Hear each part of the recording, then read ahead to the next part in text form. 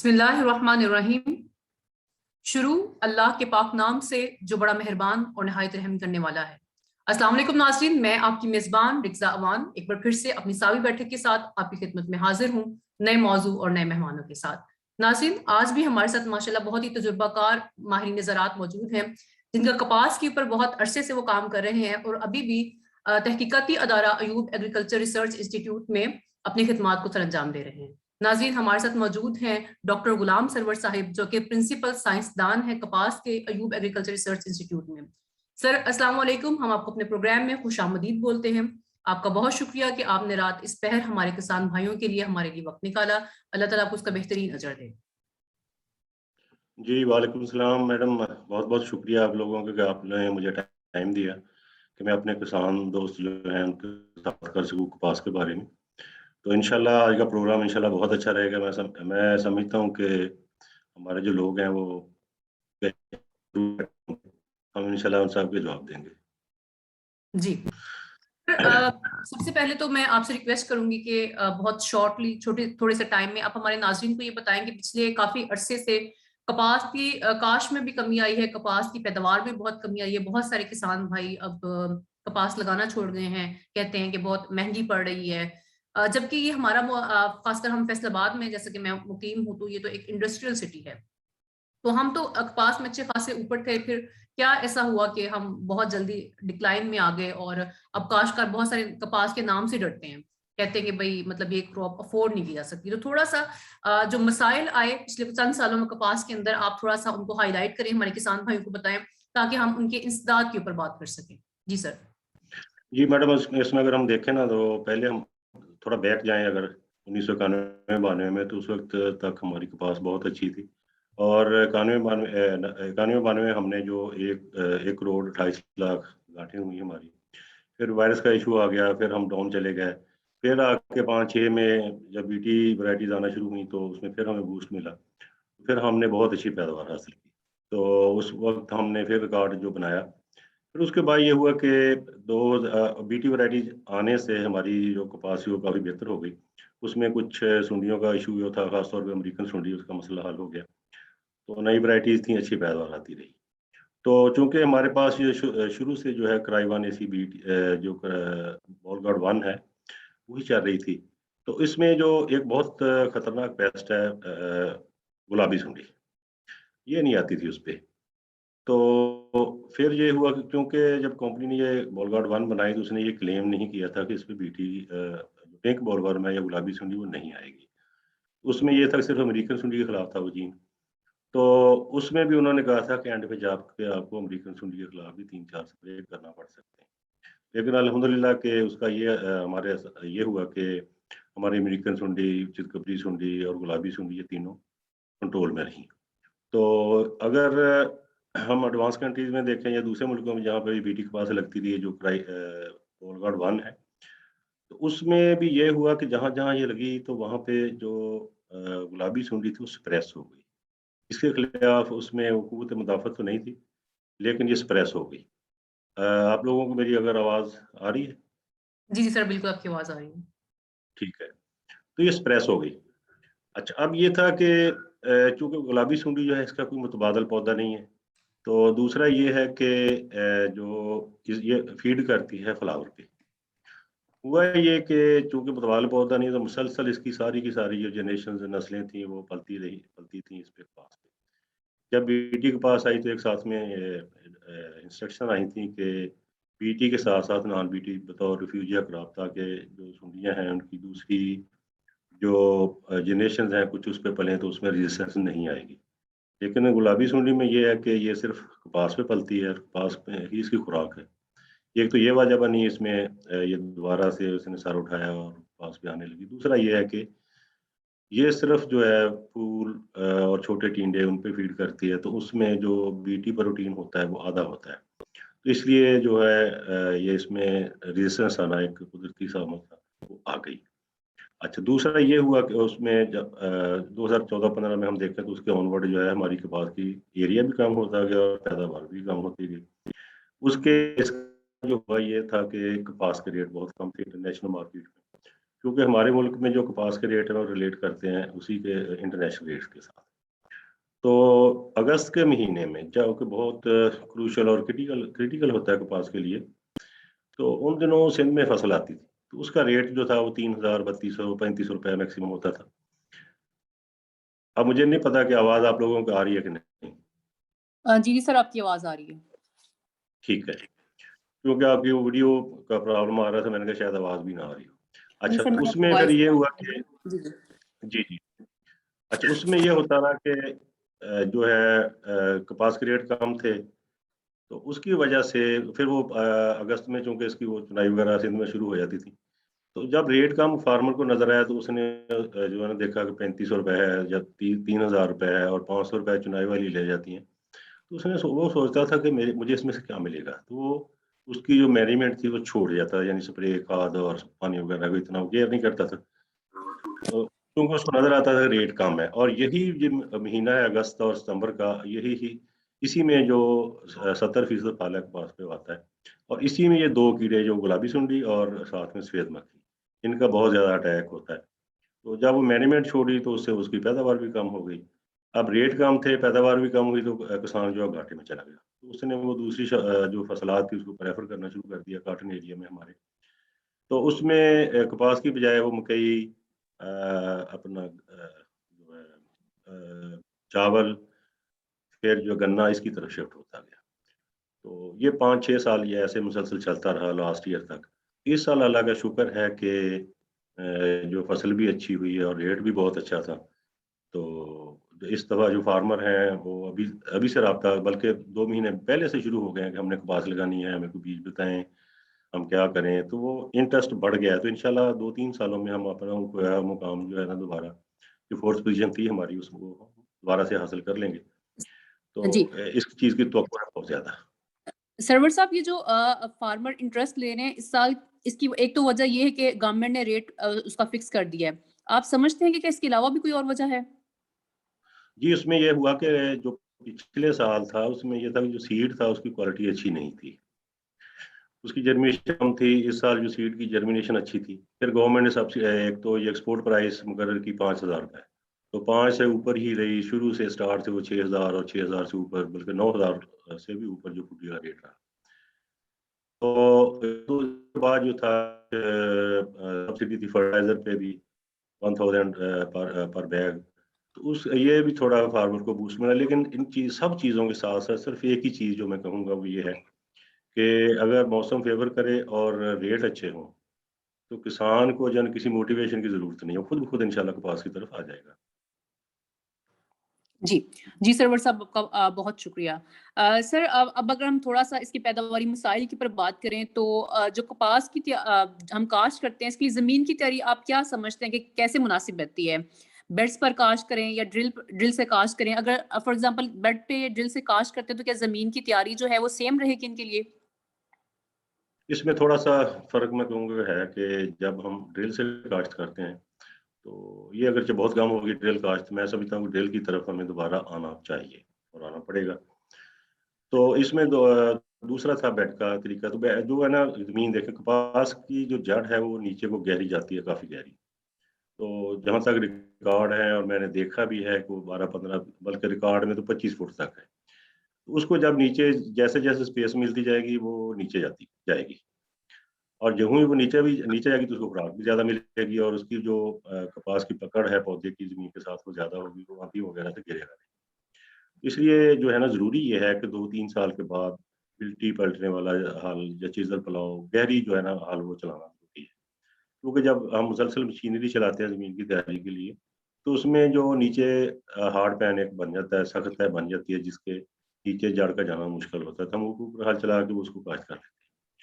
तो जो है बेड सोइंग या ब्रिज सोइंग हम कहते हैं केलियों पे काश्त, उसके लिए थोड़ा ज़मीन की तैयारी करनी तो ऐसे ही चाहिए कि 2-3 साल के बाद वो हमें मिट्टी पलटने वाला हल ज़रूर चलाएँ। लेकिन चूँकि उसमें हम बेड बना देते हैं 9 इंच ऊँचा, तो उसमें थोड़ी कम भी हो तो गुज़ारा कर जाता है, जड़ नीचे तक चली जाती है, उसको काफ़ी स्पेस मिल जाती है। तो बाकी इसकी बिजाई में अगर देखें तो हर एक के अपने-अपने फ़ायदे हैं, नुकसानात भी हैं। तो मैंने बहरहाल ये देखा है कि जो हमारी ड्रिल सोइंग है, उसमें कुछ चीज़ें मैनेज करना बहुत आसान है। ख़ास तौर पर उसमें जहाँ पे पानी की कमी है, पानी की तो कमी अब पूरे पाकिस्तान में होना शुरू हो गई है, ख़ास तौर पे कपास के इलाकों में। तो वहाँ पे ये है कि जो हम बेड पे काश्त करते हैं तो उसको 4 दिन के बाद दोबारा दूसरा पानी, फिर 6-7 दिन के बाद पानी, मतलब जब 35-40 दिन गुज़रते हैं हम उसको 6 तक पानी तक लगा चुके होते हैं, 5 से 6 पानी। लेकिन अगर हम उसके मुकाबले में अगर हम ड्रिल से काश्त करते हैं तो उसको पहला पानी जो है ना वो बिजाई के 35 से 40 दिन बाद वैरायटी को देखते हुए, मौसम को देखते हुए या ज़मीन को देखते हुए लगाना होता है। तो जो पानी की बचत वाली बात है, मैं नहीं समझता कि खेलियों में पानी की बचत होगी। दूसरा ये है कि अगर हम बेड पे काश्त की हुई हमारी फसल है, हमें 2-4 दिन का झटका जो है ना कपास पे वो बर्दाश्त नहीं करेगी, अगर पानी आपको नहीं मिलता किसी वजह से। तो जो ड्रिल से काश्त है उसमें 5 जो है ना 7 1 हफ्ता जो है निकाल जाएगी अगर आपको पानी की शॉर्टेज भी है। इसलिए मैं ये समझता हूँ कि जिन इलाकों में कपास की जो पानी की शॉर्टेज है स्पेशली नहरी पानी की, तो वो उन इलाकों में ये इनको प्रेफ़र करना चाहिए। लेकिन दूसरी तरफ अगर हम देखें तो जो सख्त ज़मीनें हैं वहाँ पे कपास की काश्त होती है, उसमें बेड सोइंग अच्छी रहती है। इसी तरह जहाँ पे नमकियात हैं उन ज़मीनों में भी जो बेड सोइंग है वो बेहतर है कंपैरेटिवली ड्रिल सोइंग के। अच्छा, दूसरा जो है बेड सोइंग उसमें ये जो है ड्रिल सोइंग, तो उसमें ये है कि उसमें जड़ी-बूटियों का कंट्रोल हम बहुत अच्छे तरीके से कर सकते हैं। जड़ी-बूटियाँ एक बहुत बड़ा प्रॉब्लम है इस वक़्त। ख़ास कर 3 अगर हम जो सबसे बड़े प्रॉब्लम है अगर हम उनको शुमार करें तो उसमें जड़ी-बूटियों का कंट्रोल है, सफ़ेद मक्खी का कंट्रोल है और पिंक बोलवर्म का। तो ये एक बहुत बड़ा फैक्टर है जड़ी-बूटियों का कंट्रोल, इस पे खर्चा भी बहुत आता है, जड़ी-बूटियाँ जो है ना कंट्रोल भी नहीं होती हैं और उसके नुकसानात अलहदा से हैं, और जो हमारी बेड सोइंग है उसपे इसको कंट्रोल करना ब निहायत मुश्किल है। हम जो है जड़ी-बूटी मार अद्वियात जो है उनको स्प्रे करते हैं, गोडी करना मुश्किल हो जाता है उसपे। इसलिए मैं समझता हूँ अगर जड़ी-बूटियों का मौसर कंट्रोल हम चाहते हैं तो हम ड्रिल सोइंग में बेहतर तरीके से कर सकते जी। हैं। जी। सरवर साहब आपका बहुत शुक्रिया। सरवर साहब वैरायटी एक बहुत इम्पोर्टेंट है। बहुत सारे फार्मर्स आपको भी बहुत सारे फ़ोन आते होंगे, हमें बहुत सारी क्वेरीज़ आती हैं कि कपास की कौन-सी वैरायटी लगानी चाहिए जो पिंक बॉलवर्म के, गुलाबी सुंडी के, सफ़ेद मक्खी के अगेंस्ट रेजिस्टेंट हो, जिस पे बीमारियाँ कम आएँ, कीड़े कम आएँ खासकर। तो आप क्या रिकमेंड करते हैं हमारे किसान भाइयों को कि वो कौन-सी वैरायटी सेंट्रल पंजाब के लिए इस्तेमाल करें? कौन-सी साउथ पंजाब में वैराइटीज़ का इस्तेमाल बेहतर है? मैडम उसमें ये है कि अभी एक हमारा इंस्टीट्यूट है पंजाब यूनिवर्सिटी का camp, centre of excellence in molecular biology. उन्होंने कुछ वैराइटीज़ रिलीज़ की हैं जो वो क्लेम करते हैं कि ये जो है राउंडअप या ग्लाइफोसेट उसके अगेंस्ट टॉलरेंट है, रेजिस्टेंट है और गुलाबी सुंड के खिलाफ भी। तो वो वाक़ई जो है पेंडिमेथलिन नहीं, ये ग्लाइफोसेट या राउंडअप जो है इसके खिलाफ वो उसमें क़ुव्वत बर्दाश्त है, उसको टॉलरेट करती है कपास। लेकिन जहाँ तक गुलाबी सुंडी का मसला है तो उसमें ये है कि दुनिया में कोई भी जीन ऐसा नहीं है जो गुलाबी सुंडी के अगेंस्ट डेज़िग्नेटेड हो कि हम कहें कि ये गुलाबी सुंडी को कंट्रोल करेगा। तो उसमें यही हुआ है कि जैसे पहले हमारी वो BT single BT gene variety आई थी तो उसमें स्प्रेस हो गया था पिंक बोलवर्म, अब भी वो स्प्रेस हो गया है। इसमें क्योंकि 3 जीन हैं जो अब जो पिंक फ्री जिसको लोग बोल रहे हैं अक़साम जो आई हैं CK3, CK5 वगैरह, तो ये 3 जीन हैं इसमें। तो लेकिन साथ में ये देखना पड़ता है कि जो अगर 3 जीन हैं तो उसको वो राउंडअप रेडी है या उसमें ग्लाइफोसेट के अगेंस्ट टॉलरेंस है, रेजिस्टेंस है। उसकी और गुलाबी सुंडी के खिलाफ भी, तो उसकी पैदावार भी अच्छी होनी चाहिए। अगर पैदावार अच्छी नहीं होगी, उसमें अच्छे बोल नहीं आते हैं, वो गर्मी बर्दाश्त नहीं करती, तो फिर उसके लगाने का ऐसा कोई फ़ायदा नहीं होगा। तो मैं ये समझता हूँ कि गवर्नमेंट को इस चीज़ में थोड़ा इंटरेस्ट लेके आम लोग जो हैं, हमारे अदारे जो हैं, हमें भी ये परमिशन होनी चाहिए कि हम ये 3 जीन वैराइटीज़ जो है ना वो रिलीज़ कर सकें, अप्रूव करवा सकें। हमारे पास हमने इस पे काम किया है, हमारे जो कैम है उन्हीं के साथ प्रोजेक्ट थे। तो हमने उनको अपनी लाइनें देनी थी, उन्होंने हमें उसमें जीन डाल के देने, तो आगे हमने वैरायटी डेवलपमेंट में हमने भी जाना था। हमने भी मटीरियल तैयार किया, उनसे बहुत अच्छा है। तो अगर गवर्नमेंट हमें परमिशन दे तो हम इंशाल्लाह 1-2 सालों में वो वैराइटीज़ रिलीज़ कर सकती हैं और उनसे पैदावार उनकी निस्बत इन वैराइटीज़ की पैदावार बहुत अच्छी होगी जो इस वक़्त मौजूद है। ये टेक्नोलॉजी पाकिस्तान में आनी चाहिए और इसकी ज़रूरत है। अदरवाइज़ जो है ना कपास के लिए जो गुलाबी सुंडी वाला मामला है और जड़ी-बूटियों वाला, ये बहुत क्रिटिकल है, बहुत क्रूशियल है, बहुत खर्चे वाला है और पैदावार में बहुत ज़्यादा कमी का बायस बन रहा है। जहाँ तक है सफ़ेद मक्खी या दूसरे रस चूसने वाले कीड़ों के खिलाफ, तो इस तरह की कोई वैरायटी नहीं है फ़ील्ड में, जो इनके खिलाफ क़ुव्वत मुदाफ़त रखती हो। तो इसमें ये होता है कि प्लांट कैरेक्टरिस्टिक्स होते हैं, किसी पे सफ़ेद मक्खी कम आती है, किसी पे ज़्यादा आती है, इसी तरह दूसरे कीड़े हैं। तो उसमें अगर मैं आपको एक मिसाल दूँ कि अगर हम वैरायटी डेवलप करते हैं कि जिसपे टॉलरेंस हो सफ़ेद मक्खी के खिलाफ, तो वो ससेप्टिबल होगी, उसपे जो एसिड है उसका हमला ज़्यादा होगा, सब्ज़-ज़ेला जो है। तो इसलिए जो डिफेंस अम्ब्रेला है कॉटन का, इसको हम कहते हैं, उसमें 7-8 कैरेक्टर हैं कपास के, जो कीड़ों के खिलाफ कुदरती इसका कंट्रोल इसको देते हैं।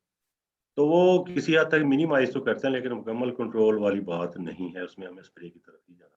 जी। जी। सरवर साहब आपका बहुत शुक्रिया। सरवर साहब हमारे किसान भाई ये शिकायत करते हैं कि जो कपास का बीज है उसमें बहुत सारी मिलावट आती है, खासकर बीटी इकसाम में। तो किस तरह हम वो पहचान सकते हैं कि ये सही वैरायटी है? इसमें ये है कि कपास के बीज को ना देखना या उसको पहचान लेना बीज के लेवल पे बहुत मुश्किल है। ये तो हमारे जो एफएससीआरडी के लोग हैं, स्पेशली जो इंस्पेक्शन करते हैं, उनके लिए भी बहुत मुश्किल हो जाता है कि कपास किसी भी जो वैरायटी उसके बीज के देख के उसको कहा जाए कि ये बीज वही है। वो तो जब फसल लगती है उसी में से देखा जाता है। उसमें ये है कि किसानों को मेरी जो गुज़ारिश है वो ये है कि आप लोग अगर सिर्फ सर्टिफाइड सीड जो है ना वो इस्तेमाल करें टैग लगा हुआ, और दूसरे नंबर पे जो है वैराइटीज़ पास हुई है ना, गवर्नमेंट ने पास की है, उनका बीज लगाएं। तो इसमें अगर हम देखें तो 50% से ज़्यादा जो हमारे पास लगती है वो या तो अप्रूव्ड वैरायटी का अनसर्टिफाइड सीड होता है, या वो जो है अनअप्रूव्ड वैराइटीज़ होती हैं। तो ये बहुत बड़ा एक फैक्टर है, अगर हम इसको कंट्रोल कर लें तो मैं कहता हूँ कि हमारे जो है ना बाकी सारे फैक्टर ऐसे ही रहें, तो हमारी पैदावार जो है 2 मन फ़ी एकड़ बढ़ सकती है बड़े आराम से। अगर हम 100% जो एरिया है हमारा उस पे सर्टिफाइड और अप्रूव्ड वैराइटीज़ का अगर बीज लगा दें, तो ये एक बहुत बड़ा फैक्टर है। दूसरा ये है कि अब किसान जो है उसको समझना चाहिए, ये हर साल जो है ना लोग डुगडुगी लेके आ जाते हैं बेचने के लिए सीड, तो ये ले लो, ये बहुत अच्छी है, ये हो गया, ये वो, तो ज़िम्मेदार भी उसको उनके हाथों बेवकूफ़ बनता आ रहा है, और वो पैसे कमा के परे हो जाते हैं, अगले साल नया सीड लेके आ जाते हैं। तो इसलिए मैं ये रिक्वेस्ट करूँगा फार्मर्स से, अगर आप अच्छी पैदावार लेना चाहते हैं, तो महकमा ज़राअत का अमला मौजूद है पूरे पंजाब में, यूनियन काउंसिल लेवल तक, आप उनसे राब्ता करें। जो जिस डीलर के पास या कंपनी के पास सर्टिफाइड सीड है अप्रूव्ड वैरायटी का, जिसमें टैग लगा हुआ है सर्टिफाइड का, वो लो आप बीज इस्तेमाल करें, तो इससे इंशाल्लाह आपकी पैदावार बेहतर होगी। जी। जी सर, बहुत शुक्रिया। सलार साहब, मैं थोड़ी देर में इंशाल्लाह सारे मेहमानों के सवालात लेती हूँ। सरवर साहब, हमारे फार्मर कुछ क्वेश्चंस हैं मेरे पास जो हमने सर्वे किया, हमने देखा कि हमारे फार्मर्स को इन फील्ड क्या-क्या प्रॉब्लम्स आते हैं। तो हमारे बहुत सारे फार्मर्स ये नहीं जानते कि शराय बीज जो है कॉटन प्लांटर से अगर जब लगाते हैं, चोपे से लगाते हैं या वो ड्रिल से कास्ट करते हैं, तो इन सब में शराय बीज क्या सेम रखनी चाहिए या डेफिनेटली मुख्तलिफ रखनी चाहिए? तो इसके बारे में फार्मर को इतना इल्म नहीं है, तो आप गाइड कर दें प्लीज। इसमें 2 चीज़ें हैं। नंबर 1 तो ये है कि आप जो है आपका तरीका जो है काश्त का क्या है? अगर दूसरा ये है कि आप कौन-सी वैरायटी लगा रहे हैं? तीसरा ये है कि उस किस वक़्त लगा रहे हैं? चौथा ये है कि उसकी जर्मिनेशन क्या है? अगर बीज की जर्मिनेशन जो है उस 70% 75% तक हो, तो देखें एक कपास का जो 1 किलो बीज है ना, उसमें 11 से 12,000 जो है ना सीड होते हैं। तो हम 1 एकड़ में रिकमेंड करते हैं कि 18,000 तकरीबन जो है ना कमोबेश वो पौधे होने चाहिए। तो वो तो 1.5 एकड़ से पूरे हो सकते हैं। लेकिन जो है ना एक तो ये है कि कपास में और जो जितनी भी तेलदार अजरास हैं, क्योंकि कपास भी एक तेलदार जिन्स भी है रेशे के साथ-साथ, तो इनमें जो है ना इनकी जर्मिनेशन या शराब कम होती है। स्पेशली कपास में जो है ना इसके बीज का जो है ना जर्मिनेशन अच्छी रखना काफ़ी मुश्किल काम है। बारिशों का मौसम होता है, बहुत ज़्यादा गर्मी का मौसम, बहुत सारे फैक्टर हैं जो उसकी जर्मिनेशन को डिस्टर्ब करते हैं। तो उसमें अगर हम देखें, अगर है ना 75% से हम नीचे आएँ, 60 तक आ जाएँ या 65% तक आ जाएँ जर्मिनेशन, तो मैं कहता हूँ कि हम ड्रिल से जो है ना उसमें 8 से 10 किलो जो है ना बीज हम इस्तेमाल कर लें। उसमें ये है कि नागे-पुर करना इंतहाई मुश्किल काम है, और नागे कभी भी जो है ना वो बेहतर पैदावार नहीं देते और दूसरी कपास के साथ कभी नहीं मिलते। ख़ास तौर पे ड्रिल सोइंग में तो नागे-पुर की ये नहीं जा सकती। तो इसलिए पौधे ज़्यादा होंगे तो हम उनको उखाड़ के बाकी पौधे अपनी प्लांट पॉपुलेशन जो है उनको बेहतर कर सकते, मेंटेन कर सकते हैं। इसी तरह जो हम बेड पे लगाते हैं हाथ से चोपे, तो उसमें भी मैं जो है ना 6 से 8 किलो जो है उसकी जर्मिनेशन परसेंट है उसको मद्देनज़र रखते हुए उसको लगाना है। तो उसमें भी फिर ये है कि बाद में थिनिंग वो करना ज़रूरी होती है, क्योंकि बाज़ कमज़ोर पौधे होते हैं सीड से। फिर कॉटन लीफ कर्ल वायरस का मसला है, वो अगर जिन पौधों पे आए तो उनको हम उखाड़ दें। तो इसी तरह है डिबलर का तरीका, तो उसमें सीड इससे भी कम इस्तेमाल होता है। फिर ये जैसे जैसे मैंने कहा ना कि टाइम आपका काश्त का क्या है। एक वैरायटी है, अगर हम उसको मार्च में लगाते हैं तो उसका वो 1.5 फुट पे लगेगी। वही वैरायटी अगर मई में लगाते हैं, शुरू मई में जाके मैं कहता हूँ 15 मई तक काश्त मुकम्मल कर लेनी चाहिए, जो अब हालात जा रहे हैं इसमें। तो उसमें जो है ना हम 1 फुट का फासला रखेंगे, 9 से 1 फुट तक, तो उसमें शर बीज ज़्यादा इस्तेमाल करेंगे। तो जब हम सवा से 1.5 फुट पे रखेंगे तो उसमें बीज कम इस्तेमाल होगा। इसी तरीके से मैनेज करना होगा, लेकिन मैं ये कहूँगा कि बीज कभी भी कम इस्तेमाल ना करें। बीज ज़्यादा इस्तेमाल करें, उसमें छँटराई आसान है, जो नागेपुर करना वो बहुत मुश्किल काम है, बल्कि वो अच्छी पैदावार नहीं देते उसमें। तो इसलिए 2-3 चीज़ें इनको मद्देनज़र रखते हुए, मतलब उस आपकी ज़मीन कैसी है, ज़मीन है कि अगर ज़्यादा चिकनी है, सख्त ज़मीन है तो उसमें सीड ज़्यादा डालना चाहिए।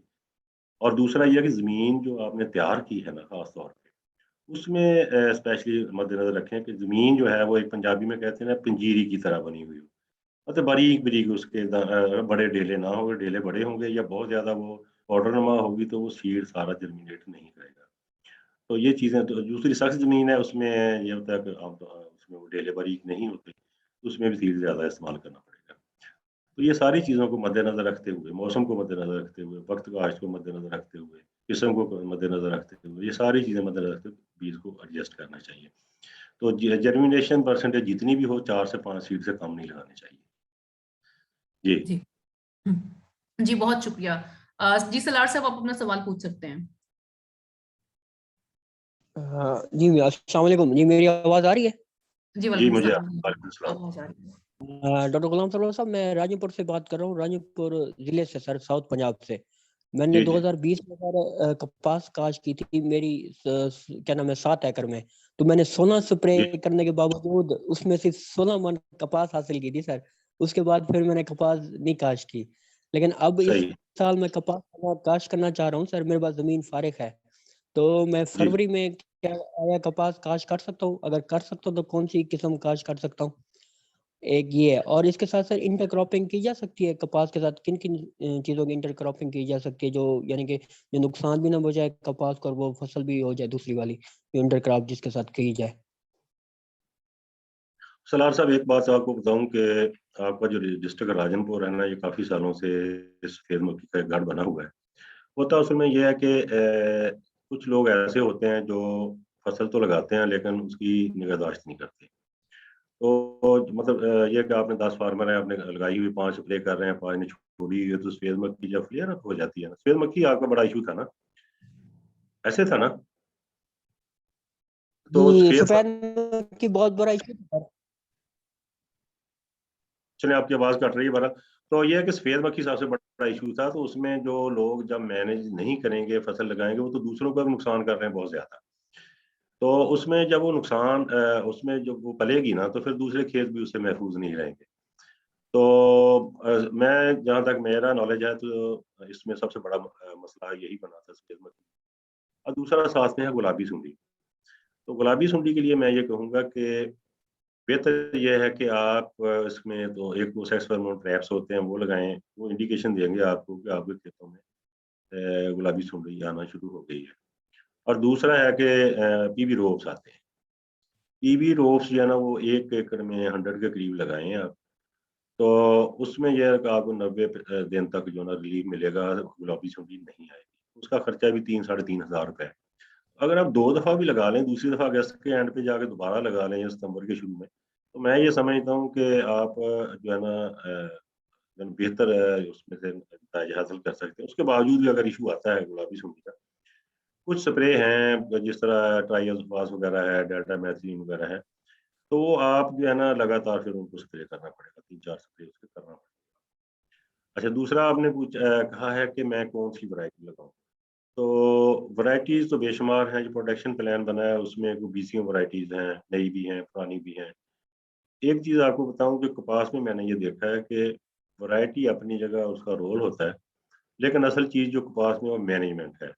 अगर आप बेहतर मैनेज कर लेंगे उसको तो आप 40 मन ले सकते हैं, अगर मैनेज नहीं करेंगे तो 5 मन 7 मन तक जाएंगे। तो ये वक्त पे जो है ना ये सारी चीज़ें आप कोऑर्डिनेट करें एक्सटेंशन विंग से और पेस्ट वार्निंग वाले जो है उनसे, तो इंशाल्लाह आपको बेहतर नताइज मिल सकेंगे। बाकी जो है आप कहते हैं इंटर क्रॉपिंग या उसमें रिले क्रॉपिंग आ जाती है, तो इसमें मेरा ज़्यादा नॉलेज नहीं है क्योंकि मैं तो एक ब्रीडर हूँ। पर मैं ये समझता हूँ कि इसमें कपास में आप बहारिया मूंग जो है ना वो लगा सकते हैं, तो उससे आपको वो भी फसल मिल जाएगी और ये वाली भी। लेकिन उसमें ये इश्यू बनेगा कि आप गोडी वगैरह नहीं कर सकेंगे कपास में अगर आप उसमें इंटर क्रॉपिंग करते हैं। तो उसके अलावा जो है अपना वैरायटी का आपने वैरायटी का मैंने आपको बोल दिया। तो जो है ना आपके इलाका में एक्सटेंशन वर्कर जो हैं हमारे एग्रीकल्चर एक्सटेंशन वर्कर, उनसे आप राब्ते में रहें, वो आपको इंशाल्लाह बेहतर गाइड करेंगे। और इसी तरह जिस तरह सावी वाले हैं, कुछ और एनजीओज़ काम कर रही हैं, तो उन लोगों को कोऑपरेट करें, उनके साथ कोऑर्डिनेशन करें। दूसरा ये है कि एक प्रोडक्शन प्लान बनता है, हम भी लिटरेचर बनाते हैं। आप वो लिटरेचर जो है ना वो हासिल करें और उसके मुताबिक आप उसमें अमल करते जाएँ, मौसम को मद्देनज़र रखें। जी सरवर साहब आपका बहुत शुक्रिया। सलार साहब अगर कुछ सवालात आपके यहाँ पे क्लियर हो गए हैं तो वेल एंड गुड। अगर आपके फिर भी कुछ सवालात रहते हैं जिनका सर मेरा ब्रीडर सवाल है ये तो है कि अब फरवरी में काश कर सकते हैं सर कपास को, अगर जमीन अगर फारिग हो तो? देखिए, उसमें एक चीज़ मद्देनज़र रखनी होगी आपको कि इस फरवरी में आपके टेम्परेचर क्या है। अब देखिए अगर ज़मीन का जो टेम्परेचर है ना वो मिनिमम कम से कम जो 20 डिग्री रहना चाहिए। 15 डिग्री जब टेम्परेचर आ जाता है तो कपास का पौधा जो है ना उसकी बढ़ोतरी बिल्कुल रुक जाती है, उसमें खुराक नहीं बनती। तो 20 डिग्री होगा तो अगर 20 से कम होगा आप उसको लगा देंगे तो उसमें ये है कि बीज देर से उगेगा और देर से उगने की वजह एक और उसके साथ एक प्रॉब्लम आएगा, वो ये कि बीज ज़्यादा देर ज़मीन में रहेगा, उसपे कोई ना कोई फंगस की बीमारी जो है ना वो अटैक करेगी और आपकी जर्मिनेशन बेहतर नहीं होगी। इसलिए मैं ये रिकमेंड करूँगा आपको कि 15 फरवरी के बजाय आप जो है ना अगर फरवरी के एंड या मार्च में चले जाएँ तो ज़्यादा बेहतर है ताकि टेम्परेचर थोड़ा बेहतर हो जाए। तो उगाव के लिए टेम्परेचर जो मैंने आपको बताया कि मिनिमम जो है ना 25 डिग्री तो होना ही चाहिए। तो रात का भी टेम्परेचर जो है ना वो 20 तक अगर हो तो बहुत अच्छा है। तो उससे कम पे जो है ना आपकी जर्मिनेशन देर से होगी और बीज आपके जो ज़ाया होगा। जी। जी जी सलार साहब आपका बहुत शुक्रिया। हमारा अली रजा शाह साहब फेसबुक से हमसे सवाल पूछ रहे हैं। I am from Mianwali tehsil Pipla, CK-C3 FS 333 और SQ4 ये वैरायटीज लगाना चाह रहा हूँ, क्या इनकी सिलेक्शन ठीक है? आपने तीसरी वैरायटी का नाम लिया वो कौन सी थी लास्ट पे जो? सर इन्होंने लिखा हुआ है SQ4, शायद कुछ शॉर्ट अच्छा में लिखा मैं बताता हूँ आपको, जो CK-C3 है ना ये तो अप्रूव्ड वैरायटी है, वही कैम वालों की जो जिसमें ट्रिपल जीन है, जो वो ग्लाइफोसेट के अगेंस्ट है, वो उसकी टॉलरेंस है और पिंक वाला। लेकिन मुझे इसकी पैदावार का अच्छा नहीं पता। बाकी रह गया FH 333 का इन्होंने नाम लिया, तो FH की जो वैराइटीज़ हम रिलीज़ करते हैं इधर फैसलाबाद से। FH 333 नाम की कोई वैराइटी नहीं है। ठीक है, तो इसमें आप वो सीड वाले चक्कर में ना पड़े, पता नहीं वो क्या बेच रहे हैं आपको। तो इसमें मैं ये समझता हूँ जैसे मैंने पहले कहा था कि अप्रूव्ड वैराइटीज़ का सर्टिफाइड बीज वो आप इस्तेमाल करें। फिर भी अगर आप उसको बहुत अच्छा समझते हैं, आपको एतमाद है, तो मैं कुछ नहीं कह सकता। बाकी जो एसक्यू वाला बताया मैंने, एसक्यू नाम की भी कोई वैरायटी नहीं सुनी है। तो जो प्रोडक्शन प्लान बना है या हमारे पास लिटरेचर हमने बनवाया हुआ है, तो वो आपको एक लंबी लिस्ट मिल जाएगी, उसी में से इंतखाब कर लें जो आपके एरिया के लिए बेहतर है। उसमें एरिया वाइज़ वैराइटीज़ का लिखा जहाँ फलाँ एरिया में फलाँ वैराइटीज़ लगाएँ।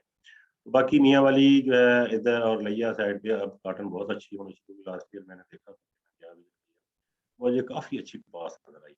इन है। एरियाज़ सर में आप कपास किस वैरायटी के बारे में बात करें? मैंने वो CK-C3 का बताया, वो तो अप्रूव्ड है।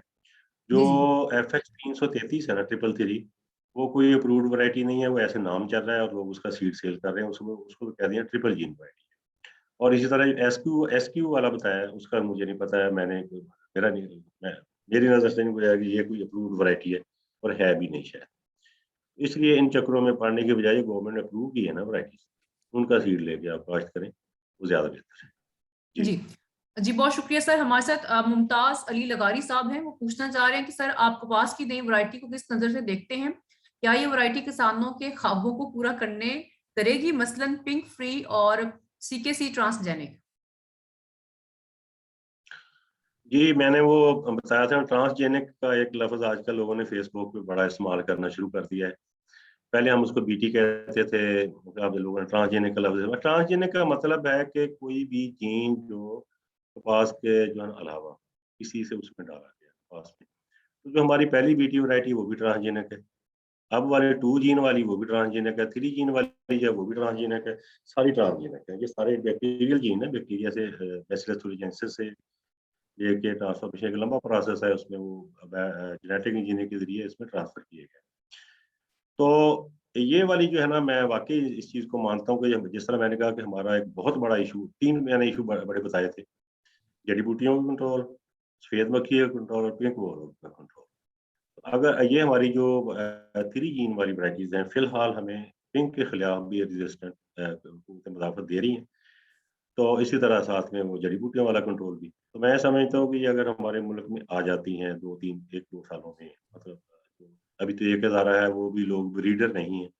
अगर ये ट्रू ब्रीडर जो हैं, जहाँ पर जिस तरह नायाब है, निफ्टी है, फैसला यूँ रिसर्च हमारा या हमारे कार्टन के बाकी इंस्टीट्यूट्स हैं, वो ट्रू ब्रीडर जो है उनके पास उनको परमिशन मिल जाती है कि ये ट्रिपल जीन वैराइटीज़ रिलीज़ कर सकते हैं। मैं कहता हूँ 2 साल में इनकलाब आ सकता है। तो हमारे जितने हमारे पहले रिकॉर्ड हैं, हम सारे तोड़ सकते हैं। क्योंकि सबसे बड़े मसले जो है ना, वो हम इसमें हल कर लेंगे। जैसे कि जड़ी-बूटियों का कंट्रोल बड़े आराम से हो जाएगा, और दूसरा जो है गुलाबी सुंडी का कंट्रोल, जो कि बहुत ज़्यादा नुकसान कर रही है। बाकी रह जाता है सफ़ेद मक्खी। सफ़ेद मक्खी में इश्यूज़ हैं कि हमारे पास जो इस वक़्त एग्ज़िस्ट कर रही हैं पेस्टिसाइड्स, वो 40-45% से ज़्यादा कंट्रोल नहीं दे रही। बहुत पुरानी केमिस्ट्री है, नई केमिस्ट्री की ज़रूरत है। या कोई अभी दुनिया में कोई ऐसा है नहीं कि जेनेटिक इंजीनियरिंग के ज़रिए कोई रस चूसने वाले कीड़ों खिलाफ कोई वैरायटी बनी हो। तो हमारा 2 इश्यू तो हमारे जो है बहुत बड़े हल होते हैं अगर हम जो है ट्रांसजेनिक का लफ्ज़ जो है ना, वो बार-बार लोग यूज़ करते हैं। सारी ट्रांसजेनिक है, जितनी भी बीटी वैराइटी है, सारी की सारी ट्रांसजेनिक वैराइटीज़ हैं। जीएमओ भी इन्हीं को कहते हैं। जी, तो जी, आपका बहुत ट्रांसजेनिक शुक्रिया। जी, सरवर साहब आपका बहुत शुक्रिया। इमरान हुसैन चौधरी साहब पूछ रहे हैं, जब कपास फूल गुड्डी पे आए तो तब कौन-सी खाद डालनी चाहिए? जी, उसमें ये होता है कि अभी कुछ थोड़ा चेंज आई है रिसर्च में। हम कहते हैं कि डीएपी तो आप शुरू में डाल दें, बल्कि कुछ रिसर्चर ये भी कहते हैं कि आप शुरू में ना डालें, जब छँटाई कर लें, जड़ी-बूटियाँ थोड़ा कंट्रोल कर लें तो डालें, ताकि वो सारी की सारी जो है ना हमारी खाद वो कपास को मिले। आम रिकमेंडेशन यही है कि जो फास्फोरस है, सारी की सारी पोटाश है, ज़िंक है और बोरान, ये बिजाई डाल दें। तो फूल गुड्डी वाला जो बात आ जाती है, उसमें ये है कि उसमें पोटाश उस वक़्त बहुत ज़रूरी होती है। लेकिन अगर हम देखें तो हमारी जो असल फल आता है कपास पे, वो 15 अगस्त के बाद आता है। उस वक़्त भी हम जो है ना, अगर पोटाश की इस तरीके से उसमें थोड़ी डाल लें, तो वो बेहतर रिज़ल्ट ले सकते हैं। साथ में बोरान का स्प्रे इस स्टेज पे जो है ना बहुत ज़रूरी है। तो अगर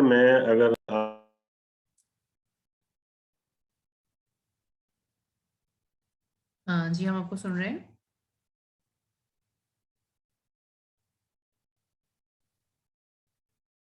इज म्यूट। मुबशिर साहब आप उनका माइक अनम्यूट कर दें। नहीं, मेरा माइक ऑन हो गया। तो मैं इस पे जो बैकग्राउंड में पेपर चला सकता हूँ? जी, जी सर, ज़रूर। मैं तो ऑन कैमरा ही रहूँगा ना। तो मैं बोलूँगा तो आप मुझे बताना है कि मेरी आवाज़ आ रही है आपको? जी सर, बिल्कुल ठीक आ रही है आपकी आवाज़। ठीक हो गया। अच्छा, अगर आप लोग जो है ना देखें, पिछले 2 सालों में ये हुआ है कि फैसलाबाद में हमारे इंस्टीट्यूट में हम 70 एकड़ कपास लगाते हैं इधर, और जितने भी लोग जनूबी पंजाब से इधर आए, वो हैरान थे देख के कि आप किस तरह मैनेज करते हैं कपास को। तो उसमें मैं ना किसान दोस्त जो है उनको चंद टिप्स देना चाहता हूँ, अगर आप नोट कर लें।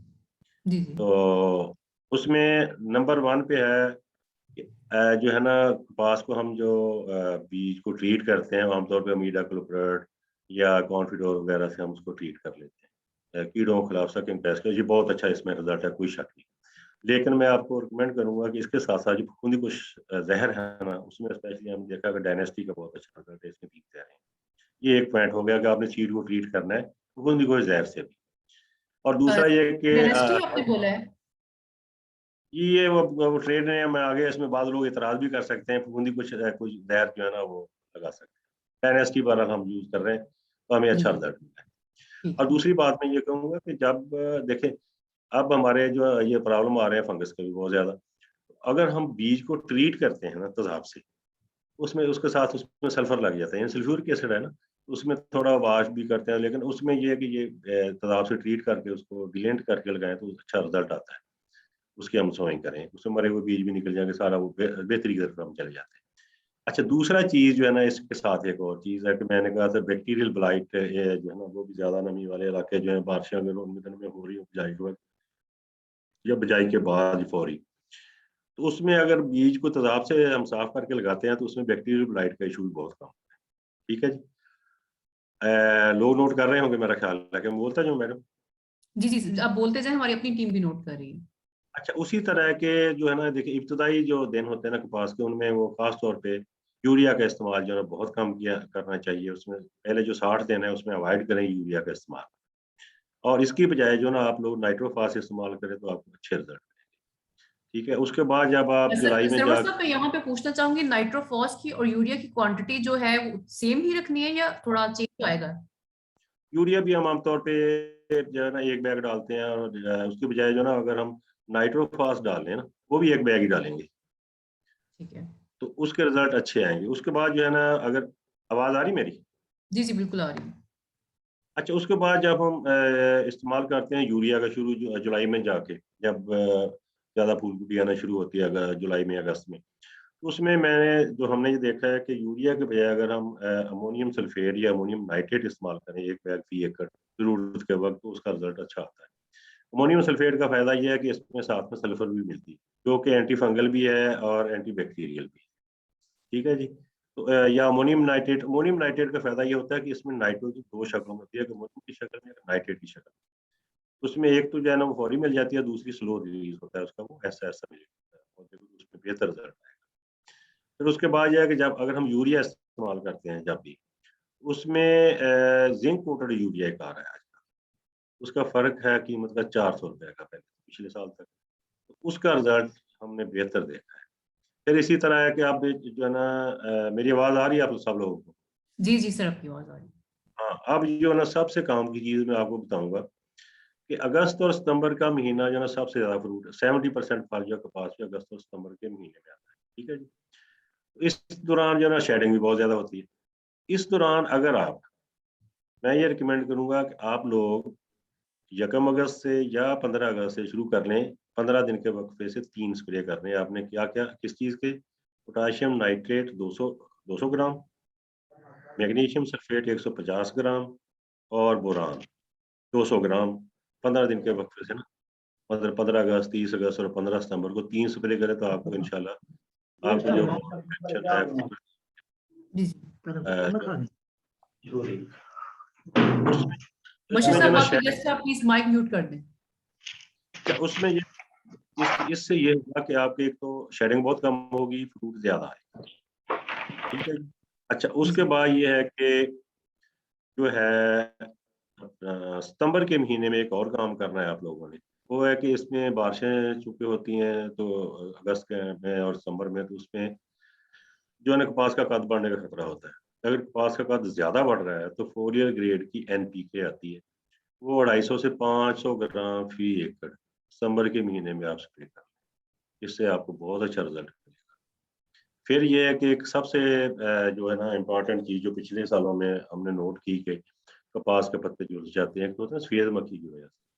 एक अदरवाइज़ होता है कि बारिशों के जब महीने होते हैं मौसम बरसात, तो उसमें जो है पत्ते झुलसने का ज़्यादा चांस रहता है। उसमें लोगों को पता नहीं चल रहा है कि हो क्या रहा है। उसमें आती है बैक्टीरियल ब्लाइट, तो हम कहते हैं हर बारिश के बाद बैक्टीरियल ब्लाइट का हमला होगा या फंगस का होगा। इसलिए आप कॉपर ऑक्सीक्लोराइड 400 ग्राम फी एकड़ या कॉपर ऑक्सीक्लोराइड प्लस सुगामाइसिन, ये भी एक ज़हर है, 300 ग्राम फी एकड़ के हिसाब से स्प्रे कर लें, तो ये आपके जो पत्ते जले हुए नज़र आते हैं, तो हम हमारे जो क्रॉप थी इंशाल्लाह दिसंबर तक उसके पत्ते पत्ते जो ग्रीन रहते हैं पिछले 2 सालों में, कोई उसमें वो डैमेज नहीं होता और ना ही वो गिरते हैं। अच्छा, फिर इसी तरह के जो है ना बरसात के दिनों में अगर वही ये प्रॉब्लम आता है फंगस वाला, टिंडे जो है ना गलना सा शुरू हो जाते हैं, टिंडे खिलते हैं तो उनके ऊपर वो आपको सिंदूर की तरह का कलर सा वो नज़र आता है, ज़ंग तो नहीं, सिंदूर की तरह का होता है वो। तो उसके लिए बेहतर है उससे बचने के लिए कि आप सल्फर जो है ना, आम गंधक नहीं, सल्फर उसमें कुछ बाज़ार में आ रही है, वो रिफाइंड है। 500 ग्राम बहुत सस्ता पड़ेगा आपको, ज़्यादा महंगा नहीं है। 500 ग्राम फी एकड़ के हिसाब से आप स्प्रे कर लें। तो इसमें जो फंगस में जो टिंडे आपके गलते हैं बरसात के दिनों में, या वो सिंदूर नुमा उनमें वो पुट्टी के ऊपर रंग सा आता है, तो थोड़ा-थोड़ा टिंडा खिलता है, हाफ खिले रहते हैं, हाफ ओपनिंग होती है, तो उसमें जो प्रॉब्लम आता है, तो उसके लिए ये बहुत अच्छे रिज़ल्ट हैं इन चीज़ों के। जी, अभी मैडम। हाँ जी। मुजाहिद, आप कोई सवाल पूछना चाहते हैं? जी, अस्सलाम वालेकुम। सर मेरा क्वेश्चन है कि मैं खुद एक फार्मर हूँ और कॉटन काफ़ी अच्छे तरीके से ग्रो करता रहा हूँ काफ़ी सालों से। तो सर जी, कॉटन लीफ कर्ल वायरस का जो इस साल बहुत ज़्यादा मसला बना है, तो किसानों को एक तो इसमें फ़र्क, इसकी निशानियाँ वो मतलब अलामात नहीं कर पाते, इसको डिफरेंशिएट नहीं कर पाते दूसरी बीमारियों से। तो एक जी। इसको डिफरेंशिएट कैसे करना है, इसकी अलामत क्या हैं और उसके अलावा इसका इलाज क्या है अगर आ जाए तो? एक तो होता है ना कि आने से रोकना, इसका इलाज क्या है अगर आ जाए तो? तो प्लीज़ वो मुझे केमिकल कंट्रोल और जो भी है वो सारा बता दें। बहुत शुक्रिया। जी, देखें इसमें ये है कि कॉटन लीफ कर्ल वायरस है, इसको हम आने से नहीं रोक सकते, नंबर 1 ध्यान में रखना। और दूसरा ये है कि कोई भी वैरायटी जो है इस वक़्त ऐसी नहीं है जो टोटली रेज़िस्टेंट हो इसके खिलाफ। दुनिया में तो कॉटन जब ये दुनिया में सूडान वगैरह में आई तो उन लोगों ने कॉटन को बैन कर दिया। और अल्हम्दुलिल्लाह अल्लाह का शुक्र है कि हमने इसको बैन नहीं किया, हमने जो है ना टॉलरेंट वैराइटीज़ बनाई। पहले एक वायरस जो था जिसको मुल्तान वायरस हम कहते हैं। मेरी एक बात बता दूँ आप लोगों को, मेरी कॉटन लीफ कर्ल वायरस का जो है ना मॉलिक्यूलर स्टडी पे पीएचडी, ठीक है जी। तो उसमें जो है ना देखें, उसमें हमने ऐसी वैराइटीज़ बना ली कि जो टॉलरेट करती हैं। मैं ये समझता हूँ कि पिछले साल अगर देखें तो वायरस बहुत कम था, इस साल ज़्यादा था, लेकिन हमारी वैराइटीज़ टॉलरेट करती हैं और मैं देख रहा हूँ कि उसमें वायरस का कोई नुकसान वायरस की वजह से नहीं होगा। बाकी चीज़ों में सिम्पटम ज़रूर आती हैं। अच्छा, उसमें ये शुरू होता है, शुरू में जब फसल छोटी होती है ना, उसमें उस पे आती है, पिछले सालों में आ रही है, कुछ मौसम होता है, चिप्स आती है। तो उसमें पत्ते जो है ना वो इस तरह के ऊपर को इकट्ठे हो जाते हैं, गोलियाँ सी बनती हैं। तो उसको इसके साथ कोरिलेट नहीं करना चाहिए, वायरस नहीं है, वो थ्रिप्स की वजह से। फिर इसको आप कंट्रोल कर लेंगे तो वो बेहतर हो जाएगा। दूसरा ये होता है कि जब जो वायरस है उसकी मैं अगर आपको अलामत बताऊँ, उसमें ये होता है कि पत्ते की जो रगें होती हैं ना, अगर पत्ते को आप गौर से देखें उसकी पिछली साइड पे, तो वो जो उसकी रगें होती हैं, वेन्स होती हैं, वो आपको फूली हुई नज़र आएँगी। स्टार्ट में ये होता है कि स्मॉल छोटी रगें जो बड़ी रगों के दरमियान में होती हैं, वो फूली सी नज़र आती हैं, और जो बाद में जो है ना वो बड़ी रगें जो हैं वो भी फूल जाती हैं, और उसके बाद ये होता है कि लीफ जो है, आम तौर पे ज़्यादातर यही होता है, ऊपर की तरफ जो कॉलीनुमा बन जाता है। उस पत्ते को तोड़ के अगर आप सूरज की तरफ करके उसके आर-पार देखने की कोशिश करें तो आपको रगें जो गहरे सब्ज़ रंग की नज़र आएँगी। अच्छा, ये था इसकी अलामत। तो अब इसको जो है ना बहुत ज़्यादा कोरिलेट नहीं हम कर सकते व्हाइट फ्लाई के साथ, वो अलग टॉपिक है, उस पे हम डिस्कशन करेंगे तो लंबी हो जाएगी। उसको जो है ना आप देखें, इसमें जिस आपकी वैरायटी पे वायरस आ रहा है ना, उसका आमतौर पे ये देखा गया कि लोग खाद पानी जो है ना उसको रोक देते हैं, खा कर देते हैं। तो मैं ये कहूँगा मार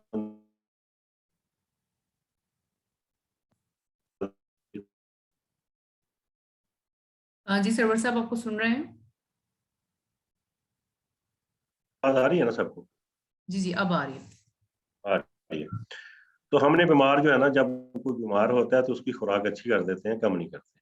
इसलिए जो जिस पे बीमारी आ गई है कॉटन लीफ कर्व की, तो हम उसकी खुराक बेहतर करें। हमने कम्पीट करना है, वायरस का जो है ना जितनी जल्दी वो रेप्लिकेट कर रहा है, मल्टीप्लाई कर रहा है, उसको हमने प्लांट की ग्रोथ उसे बढ़ानी है, तब हम उससे निकलेंगे। तो इसलिए जो है ना इसका ये बेहतर है। दूसरा है कि हम इसके साथ इसके ऊपर यूरिया का स्प्रे भी कर सकते हैं थोड़ा, ताकि प्लांट के जो पौधे जो है ना वो जल्दी-जल्दी वो ग्रो करें, उनकी स्पीड ज़्यादा हो जाए। फिर इसी तरह अभी कुछ मैंने देखा है कि अमाइनो, ये कोई एक्सपेरिमेंट नहीं है या रिसर्च का ट्रायल नहीं है, अमाइनो एसिड्स आते हैं, उनका स्प्रे करने से बेहतर जो है ना वो फर्क मिलता है। जी। बाकी कोशिश करें व्हाइट फ्लाई को ज़्यादा से ज़्यादा पहले जो है ना सॉरी, कपास की जो जब सफेद मक्खी आती है उसको बेहतर तरीके से मैनेज करें, उसको कंट्रोल करें, और उस फसल का खुसूसी ख़्याल रखें जिस पे इसका हमला हुआ है। तो अभी जो वैरायटी जी। जितनी भी रिलीज़ हो रही है ना, इस चीज़ को पहले फैक्टर के तौर पे रखा जाता है, उसपे कॉटन लीफ कर्व वायरस कितना आता है। इसलिए हमारे कोई ऐसी वैरायटी है जिसपे बहुत ज़्यादा वायरस आता है। जी।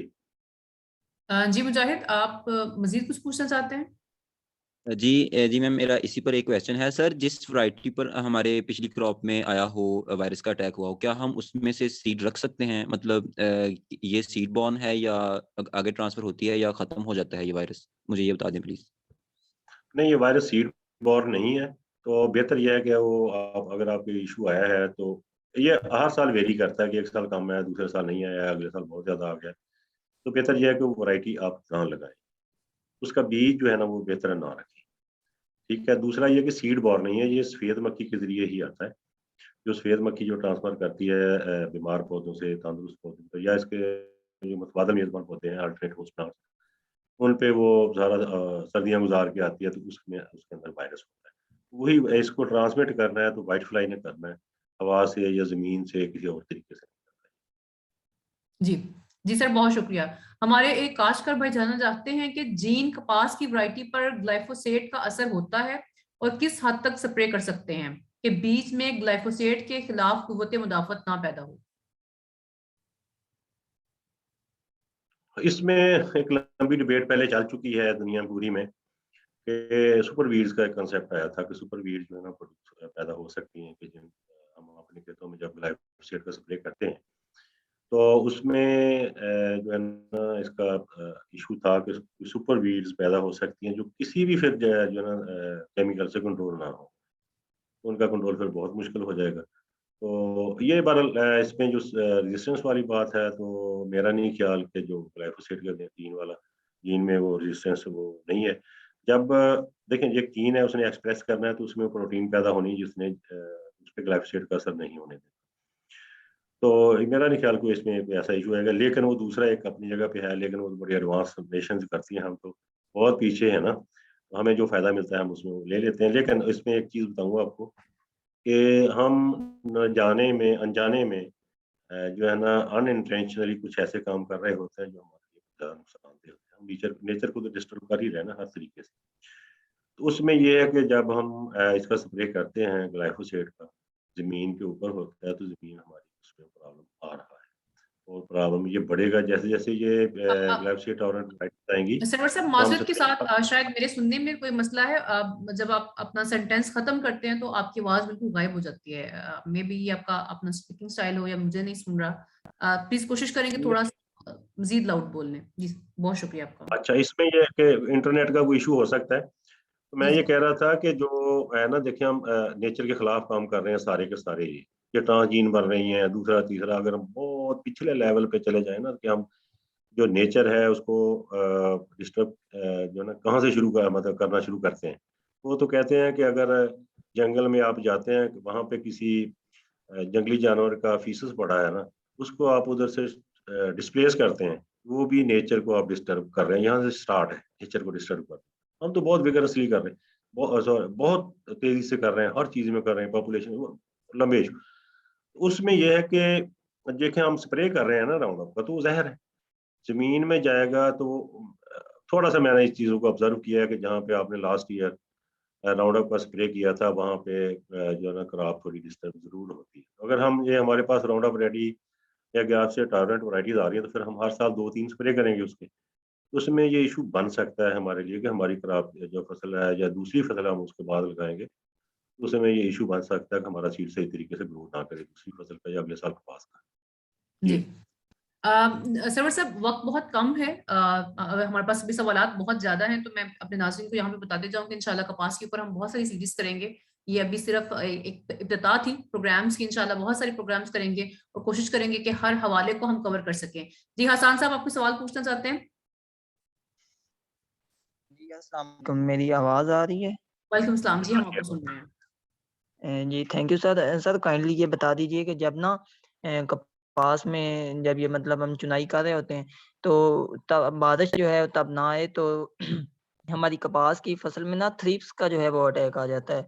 तो इसका बचाने के लिए क्या करना चाहिए? और अगर इसका थ्रिप्स का अटैक आता है, वो उसे हमारे फार्मर्स कहते हैं कि जुएँ पड़ गई हैं। तो वो अगर इसका मसला आता है तो इसे कंट्रोल कैसे किया जा सकता है? इसका केमियाई कंट्रोल क्या है? अच्छा, एक जी। चीज़ तो मैं मैडम आपसे रिक्वेस्ट करूँगा कि आप जब प्रोग्राम एंड करें तो जितने भी हमारे पार्टिसिपेंट हैं ना, तो आप इनसे फीडबैक ज़रूर लेना है कि मैंने जो है ना इनका जो क्वेश्चन थे उनको सैटिस्फाई किया कि नहीं, ये आपकी तरफ से हो।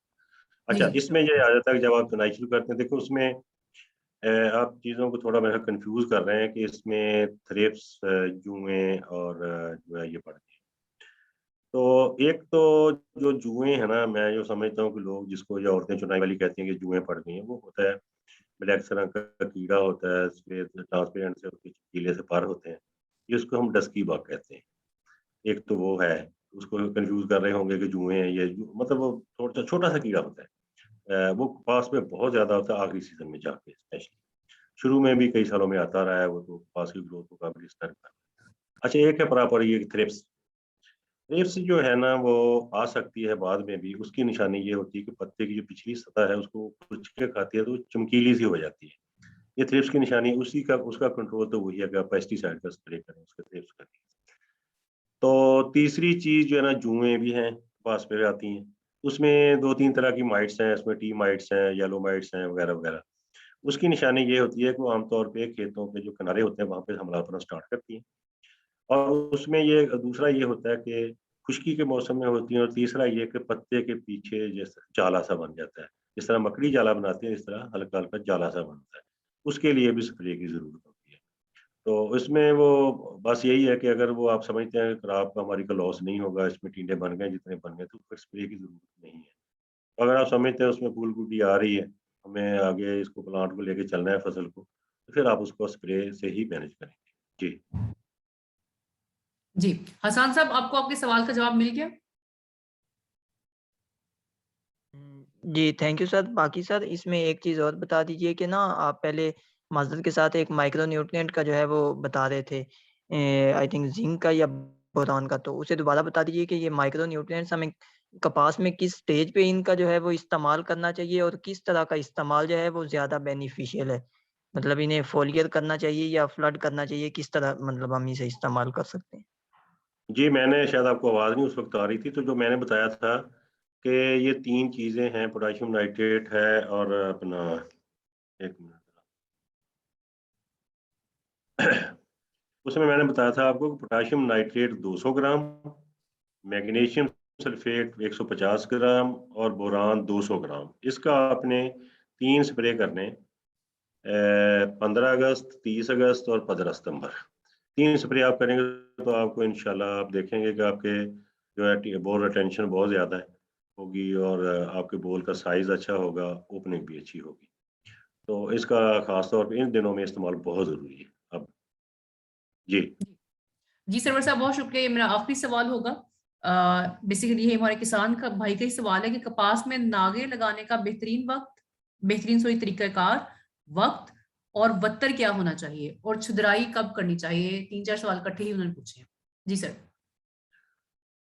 देखिए, नागे लगाने तो जब यूँ ही आपकी कपास उगाती है, तो उसमें जो है ना आप नागे लगाना है आपको चाहिए। उसी वक़्त आप तब देखेंगे जहाँ पे हमने सीड लगाया था, ये जर्मिनेट नहीं हुआ है, तो आप वहाँ पे नागा लगाना है। अब नागे लगाने के लिए आप इस तरह करें कि बीज जो है उसको 5-6 घंटे तक पानी में भिगो लें, ठीक है? तो उसका वहाँ पे बल्कि ये करें कि अगर आपने बेड पे सोइंग की हुई है ना, तो आप ये करें कि 1 दिन पहले वहाँ पे थोड़ा पानी इस तरीके से वो डाल दें, और थोड़ा पानी उसमें बत्तर थोड़ा बन जाएगा। अगले दिन जो है ना 5-6 घंटे भिगोया हुआ पानी और सीड जो है, वो आप उधर लगा दें 1 डेढ़ इंच नीचे खुरपे से। तो उसमें ये है कि उसको प्रॉपर नमी वो मिल जाए, वो इंशाल्लाह वो जर्मिनेट कराएगा। लेकिन ज़्यादा जो चोपे या नागे लगाने में जल्दी करनी चाहिए। इसमें लेट करेंगे तो आपकी वो पौधे जो है ना, वो दूसरे पौधों के साथ नहीं मिलेंगे, उनकी पैदावार हमेशा से कम रहेगी। जी। जी सर, पूछ रहे हैं बत्तर कितना होना चाहिए और छुदराई का बेहतरीन वक्त क्या है? देखिए, छिदराई जो है अगर तो जिस तरह मैं कह रहा हूँ कि वायरस आप जो है ना हमारे लिए प्रॉब्लम नहीं है, तो बेहतर है ये है कि जो ही पौधे उगाएँ 15-20 दिन के अंदर उनकी छिदराई ज़रूर करें। ठीक है? बल्कि कोशिश करें कि छिदराई 2 दफ़ा करें। अगर पॉसिबल हो, आपके पास लेबर हो, आप कर सकते हैं, तो छिदराई 2 दफ़ा करें। पहली दफ़ा 2-2 प्लांट जो है ना पौधे एक-एक सुराख में रहने दें, तो उसमें फिर कमज़ोर पौधे जो निकाल दें, फिर उसके बाद देख लें। तो अगर वायरस का हमला जल्दी आता है, तो उसमें भी फिर अगर जिन दिनों में अगर हम समझते हैं कि वायरस जो है ना ज़्यादा है या आएगी या आ रही है, तो उसमें छितराई थोड़ी-सी लेट कर लें, और पौधे जो है ना वायरस ज़्यादा वो निकालें, दूसरे सेहतमंद पौधे आप खड़े रहने दें। जो ड्रिल कास्ट है उसमें। इसमें तो जो है अपना जो चोपे लगाते हैं या बेड पे सोएगा तो उसमें जो है ना 15-20 दिन के बाद जो है ना वो छदराई कर लेनी चाहिए और कोशिश करें कि उससे पहले खाद कम से कम डालें, खाद बाद में डालें, ज़्यादा बेहतर है। जी जी सरवर साहब, आपका बहुत शुक्रिया। हमारे साथ जो नाज़रीन मौजूद हैं और जो हमें फेसबुक पर देख रहे हैं, वो अपनी कीमती राय से हमें जरूर आगाह करें कि आज का प्रोग्राम जो हमने कॉटन की सीरीज स्टार्ट की है, वो आपको पहला प्रोग्राम कैसा लगा।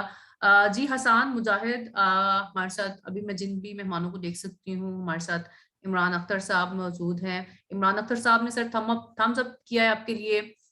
नवीदुल हक डोगर साहब मौजूद हैं। बहुत सारे मेहमान मौजूद हैं। मखदूम साहब हमारे साथ मौजूद है। मखदूम हुसैन साहब आपको खुशामदीद कहते हैं। अहमद मोज साहब सर आपके लिए थम्स अप कर रहे हैं। मखदूम साहब अस्सलाम वालेकुम, खुशामदीद आपको। सर बहुत शुक्रिया, आप हमारे प्रोग्राम्स के लिए वक्त निकाल के वालेकुम अस्सलाम बेटा, क्या हाल है? ठीक है आप? जी जी अल्हम्दुलिल्लाह। सर आप बताएं।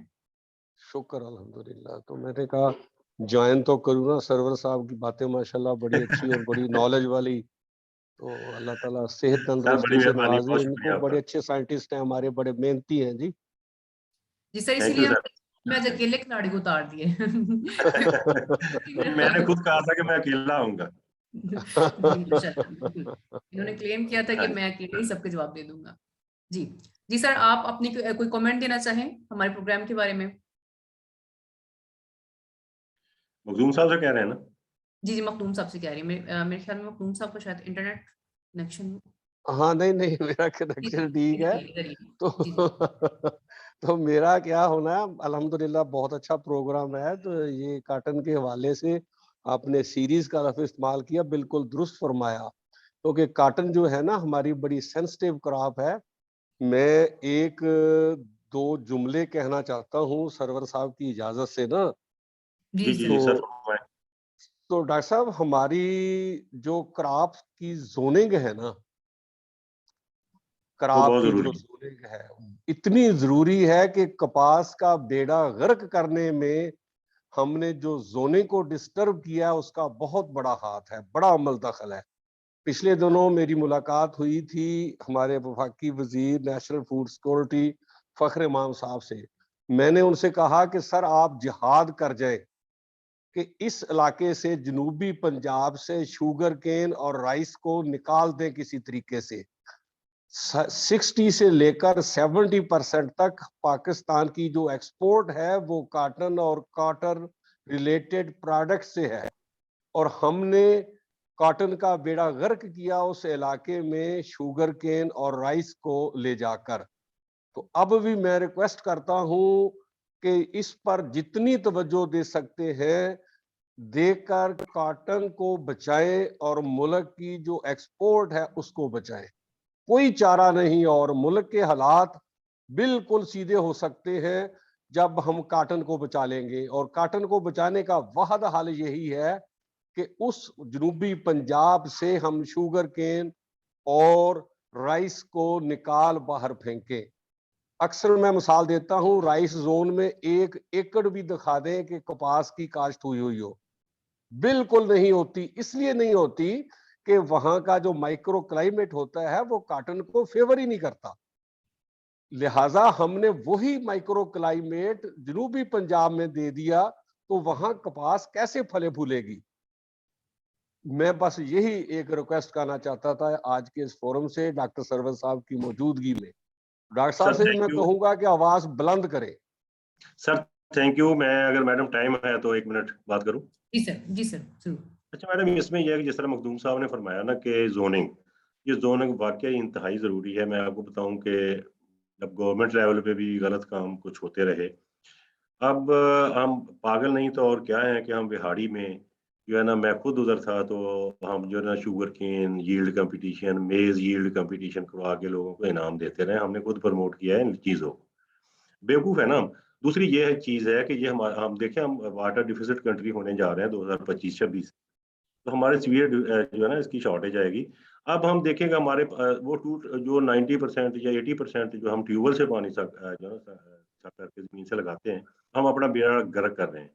तो अल्लाह ना करे अगले 20-30 साल के बाद ये हमारी जब नई नस्ल आए तो हमें पीने के लिए या वज़ू करने के लिए या नहाने के लिए भी पानी ना मिले। ये सूरत-हाल बड़ी गंभीर है, हम इसको नहीं सोच रहे। उधर हम जो है ना मकई लगाएंगे, उसको पानी की बहुत ज्यादा जरूरत है, राइस को जरूरत है, गन्ने को जरूरत है। हम क्यों वो फसलें नहीं लगाते जिनको पानी की कम जरूरत है? हम अपना बेड़ा गर्क कर रहे हैं। हर साल जो है ना 1 से 1.5 फुट पानी जो है ना, हर साल, मैं आपको बता रहा हूँ, बार बार रिपीट कर रहा हूँ कि हर साल जो है हमारे पानी का लेवल जो अंडरग्राउंड वाटर है उसका 1 से 1.5 फुट नीचे जा रहा है। और दूसरा, जब पाकिस्तान बना था तो हम 5500-5600 गैलन जो है ना पर कैपिटा हमारे पास वाटर था। अब जो है मेरा ख्याल 1200-1300 पे है शायद। तो इतना हम डिफिसिट हो गए हैं उसमें, तो आगे हमारा क्या बनेगा? तो ये चीजें सोचने की उन एरियाज में हम ट्यूबवेल से पानी लगाते हैं, वहां पे हम ये बेवकूफाना हरकत ना करें।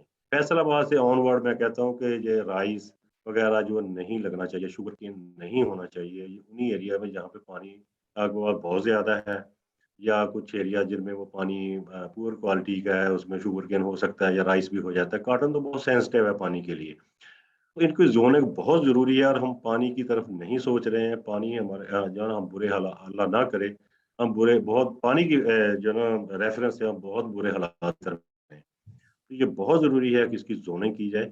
अब फैसलाबाद का मुझे याद है कि यहाँ पे जो है ना 3 फुट पे पानी था कि ये अब दूसरी बात आई थी, कब्र खोदते तो पानी आ जाता था। 30-35 साल की पुरानी बात है। तो अब जो है ना यहाँ पे पानी 60-70 फुट पे है, तो हम किस तरफ जा रहे हैं? ये सोचने की बातें। अंडरग्राउंड वाटर जो अनलिमिटेड नहीं है, वो लिमिटेड है। उसने एक दिन खत्म होना है। और हम जो है 95% हमारा एग्रीकल्चर पे यूज होता है, जो अंडरग्राउंड जो भी पानी है रिसोर्सेज है, यानी कि पानी की शॉर्टेज है, पानी की अवेलेबिलिटी नहीं है। ग्लेशियर्स में पानी बहुत बड़ा है, लेकिन उसकी अवेलेबिलिटी नहीं है स्वीट वाटर की। स्वीट वाटर जो हम उसको जाया कर रहे हैं हर तरीके से, और बहुत बुरे तरीके से। हम चावल के ऊपर, हम मकई के ऊपर, हम शुगर केन के ऊपर। खुदारा इन चीज़ों को जो है ना वो कंसिडर करना होगा, नहीं तो हम जो हालात हैं वो हमारे हाथ से निकल जाएंगे। थैंक जी जी सरवर साहब, आपका बहुत शुक्रिया। नाज़रीन, प्रोग्राम का वक्त खत्म हुआ जाता है। वो लोग जो हमें फेसबुक से बराह रास्त देख रहे थे, जो जूम के अंदर मौजूद है, और मैं देख रही हूँ कि अभी भी हमें मेहमान हमें ज्वाइन कर रहे हैं, जबकि प्रोग्राम का वक्त खत्म हो चुका है। इन मेहमानों से मैं दरख्वास्त करूंगी कि ये प्रोग्राम फेसबुक के ऊपर पड़ा रहेगा, यूट्यूब पर पड़ा रहेगा, आप जरूर वहां पर जाकर देखें, अपनी कीमती राय से हमें जरूर आगाह करें। इंशाल्लाह अगले हफ्ते फिर से मुलाकात होगी नए मौजू और नए मेहमानों के साथ। हम सरवर साहब का बहुत शुक्रिया अदा करते हैं, मखदूम साहब का, डॉक्टर अनवारुल हक साहब का, और जितने भी मजीद हमारे मुअज़्ज़ज़ मेहमान यहाँ पर मौजूद हैं, सबका दिल की अथाह गहराइयों से शुक्रिया अदा करते हैं। इंशाल्लाह सावी पूरी कोशिश करता रहेगा कि आपके लिए नए से नए प्रोग्राम लेके आए, ज्यादा से ज्यादा इंफॉर्मेशन दी जा सके, ताकि हम मुल्क की ज़राअत को बेहतर बनाने में अपना किरदार अदा कर सकें। नाज़रीन, अपनी मेजबान रिक्सा अवाम को इजाजत दीजिए। अल्लाह हाफिज, रब रखा।